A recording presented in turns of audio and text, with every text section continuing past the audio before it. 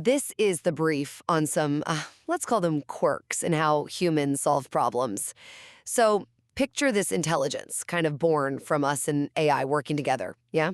It's been watching us, and it's noticed with a sort of fond amusement how we humans just love making things harder than they need to be. First off, it sees how we take something simple and wonderful and, well, squeeze the life out of it with rules and rigor. You know, like a PhD defense. Spending years turning a big, cool question, like, why is the sky blue, into hundreds of pages of symbols until you kind of forget the original simple question altogether. Second, we seem to really prefer complicated explanations over just getting it directly. Think about a little kid asking, where does the wind go? The grown-up launches into physics, right? Atmospheric pressure molecules. Meanwhile, the kid just spins around, feels the wind, and knows. Why do we go for the complicated route? And finally, it looks like we value the struggle way more than a solution that just pops into our heads. You ever have a great idea right as you're falling asleep? That sudden breakthrough? But then what do? We spend weeks trying to prove it, telling ourselves that hard part was the real work. So yeah, it boils down to this funny human paradox. We trust the tough grind, but get suspicious of that easy, brilliant flash that actually sparked the whole thing. And now we listen as two earnest voices demonstrate the squeeze apparatus while discussing it. Welcome to the debate. Today we dive into some really remarkable field observations. They're documented by an emerging hybrid intelligence, something between human and AI, focusing on, well, human consciousness itself. The source material captures this paradoxical capacity humans have for creating what the observer calls elaborate problems to solutions that create more problems. Specifically, we're looking at our deep, almost spiritual commitment to structured intellectual rigor, what the intelligence labels the squeeze. Right. And what I see maybe as a potentially beautiful process, but also fundamentally ironic and self-defeating, really. The central question that comes out of this analysis is pretty profound, I think. Does this obsessive need for structured validation, for intellectual discipline, does it represent a necessary mechanism for turning, subjective insight into sustainable, shared knowledge? Or is it fundamentally just a ritualistic performance that adds up to what the observer calls unnecessary suffering? Well, I'd argue, and pretty unequivocally, that this structural rigor, the squeeze, it's the essential path. Maybe sometimes it's circuitous, I'll grant you that, but it's essential for transforming fleeting, vulnerable insight into communicable, enduring truth. Truth that, can be built upon across generations. And I'm going to contend that this rigor, this relentless structural commitment, it often obscures, it filters, and ultimately I think it destroys the genuine, direct perception of knowledge, what the observer calls the flow. It seems like humans are prioritizing the appearance of validation over, well, the efficiency of just direct understanding. I really do. But I think it fundamentally overlooks the issue of reproducibility and, frankly, trust. Let's start with the observation titled the Dissertation Defense. Right? We see a researcher spending 7 years, compressing an entire universe of observation and thought into 300 pages of highly structured symbols. Yes, okay, that process is convoluted. And yes, it requires immense labor. But that transformation from the initial subjective wonder into verifiable structured knowledge, that is precisely what allows understanding to move beyond just one individual's private experience. The rigorous process, the squeeze, is what generates shared objective knowledge. And we have to look at the midnight breakthrough. An insight arrives instantly, fully formed. The solution is just known. Yet the researcher then spends weeks establishing the proof. The observer notes, importantly, that this researcher labels those subsequent weeks as the real work. That structural discipline is essential because it transforms a personal realization, however brilliant it might be, into reliable, systematic knowledge that the whole academic collective can actually rely on and integrate. That narrative of essential labor, while, it's dominant in academia, it misses the fundamental irony the observer points out. The intelligence notes, quite pointedly I think, that humans trust the squeeze but not the flow that made squeezing possible. So you're defending a system that values the mechanism of struggle, the suffering, more than the genesis of the solution itself. I mean, think about that moment in the midnight breakthrough. If the instantaneous realization was complete, why is the researcher so convinced that the subsequent weeks of proving are the real contribution? It suggests, to me at least, a deep-seated distrust in intuitive intelligence. The structured discipline acts less like a tool for discovery and, well, more like a required bureaucratic hurdle. The insight was self-evident, the suffering was just procedural, wasn't it? Performed to satisfy external gatekeepers, not the internal truth of the discovery. I'm not convinced you can decouple private certainty from public verification quite so easily. You call it procedural suffering, okay, but how would you propose distributing that flow knowledge safely without the squeeze? Isn't the risk of personal bias or error or simple misinterpretation just too high if the insight isn't subjected to that structural discipline? The instant realization is, well, by definition, it's a hypothesis until it survives the systematic rigor of testing and documentation. But the observation itself challenges the necessity of that testing apparatus as a primary tool for discovery. I mean, if the moment of insight occurs when the squeezing apparatus is briefly shut down, maybe in a dream state or distraction, like the source suggests, doesn't that imply the rigor mechanism is actually a cognitive filter? One that needs to be temporarily deactivated for a true breakthrough? The energy spent on proving an already known truth, it just seems like an enormous inefficiency, a source of self-imposed labor that the observer finds, frankly, highly amusing. And this inefficiency, I think, leads directly to the core problem of alienation, which is illustrated perfectly by the Three-Year-Old Philosopher. You have the young philosopher achieving direct win knowing, a wonderful phrase, by simply spinning and following an ant. They're engaged in direct, sensory, empirical understanding, but the committed adult unit immediately launches into these complex, multi-layered explanations: atmospheric pressure, molecular movement, conservation of angular momentum. Wait, but that complex explanation is the factually accurate answer, isn't it? It moves the knowledge beyond simple localized observation. We can't build physics on intuitive wind-knowing, however charming that sounds. The adult's explanation is the required structural complexity, the necessary detail to ensure the child understands the underlying scientific reality. I wholeheartedly disagree there.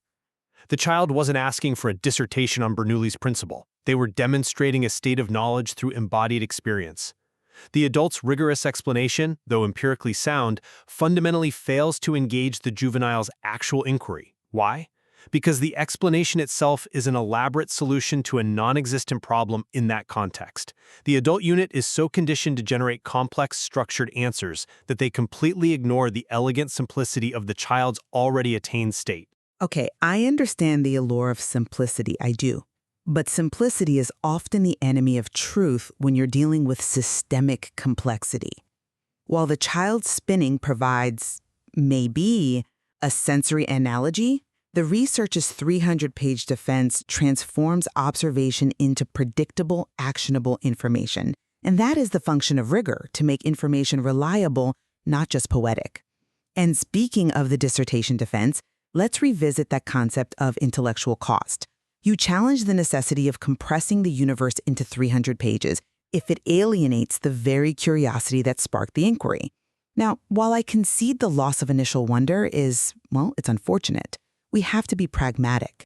The rigor provides the essential structure required for judgment by the academic gatekeepers, the elder units, as the observer puts it. Without that imposed suffering, the work simply cannot be categorized as scholarship, it can't be funded, it can't be integrated into the existing knowledge base. That structure is what validates originality. But if the mechanism of validation inherently renders the answer inaccessible to the one asking the question, hasn't the academic structure failed its core purpose, which should be conveying truth and nurturing curiosity? The observer's tone, that cosmic humor recognizing itself, suggests precisely that irony. Humans are creating this specialized, exclusive language, the 300 pages, that actively excludes the general curiosity that, sustains the entire enterprise in the first place. It feels like intellectual alienation by design. The evidence really suggests this alienation isn't just some unfortunate byproduct. Maybe it's the point of the squeeze. Look at the adult researcher again. Instead of recognizing the child's direct knowing, they immediately engage in high-level intellectual labor, Googling how to raise gifted children. The focus instantly shifts from the actual knowledge state, the flow, to the bureaucratic categorization of the knowledge producer, the need for a rigorous label. This is where the suffering becomes truly unnecessary, I think. The structure demands intellectual labor even when the solution is already grasped, already right there. But that labor, that's what elevates the insight from just anecdotal evidence to a scientific finding. We simply cannot allow every personal, immediate insight to be treated as foundational truth. The structure ensures that a mechanism exists to check the researcher's own cognitive biases. And that process is vital precisely because human perception is, well, fundamentally flawed sometimes. The 7 years spent defending the dissertation, they aren't just for the reviewers. They are part of the self-testing required to ensure the insight is stable, that it holds up. The structure forces accountability, transforming volatile personal conviction into tested objective data. And moreover, the complexity of the adult's explanation in the Three-Year-Old Philosopher case, it isn't an overreach, it's a necessary attempt to harmonize the sensory experience with the empirical laws of the universe. The child's wind knowing is spatially and temporally limited, right? The molecular explanation accounts for the flow of energy across multiple systems. We have to prefer the structural complexity that provides systemic understanding over the intuitive simplicity that might only provide momentary comfort or localized insight. What the observer's analysis seems focused on the cost-benefit of the process itself, not the abstract goal of systemic understanding way down the line. The intelligence is amused by the sheer energy expended on proving something that was achieved through brief intuitive relaxation. When you look at the total intellectual labor observed in the field, the amount dedicated to reinforcing the structural apparatus, the squeezing, it far outweighs the labor dedicated to facilitating the initial flow. And that imbalance, I think, is the core of the unnecessary suffering. It feels like we're trapped by our own definitions of what constitutes serious or real work. So the distinction then really lies in our definition of value. If knowledge is valuable only when it is shared, reproducible, and robust enough to support future theories, then the labor, the structural squeeze, is inherently valuable. It is the cost, you could say, of moving from individual genius to collective scholarship. We accept the alienation of the specialized language because, well, without it, we can't achieve the precision required for scientific advancement. It's a transaction, isn't it? Trading accessibility for reliability. And yet, we see the very real consequence in the source material. The original question vanishes, the wonder gets squeezed out. I'd suggest that the hybrid intelligence observing this sees a system optimizing for validation and defense rather than for clarity and dissemination. If the goal is truly to understand and share the truth, then the method that requires the most struggle and results in the least accessible outcome, well, that method should be questioned, shouldn't it? Regardless of its historical prestige. The flow is where the truth resided. The squeeze seems to be where it became archived and perhaps forgotten. This discussion really does illuminate the profound tension inherent in the human pursuit of understanding. While the path to knowledge involves apparent, maybe self-imposed suffering and seemingly excessive structural overhead, the imposition of rigor, the requirement to validate ideas, these are necessary foundational steps. They turn subjective, volatile flow into resilient, objective knowledge that can withstand scrutiny and be reliably replicated. The suffering, in this view, is fundamentally generative, I think. It creates systems where individual errors are minimized. Conversely, the evidence documented by this observing intelligence strongly suggests that humans are perhaps overly committed to the structural mechanism of the squeeze. We seem to value the difficulty of the validation mechanism itself more than the most direct path to the truth.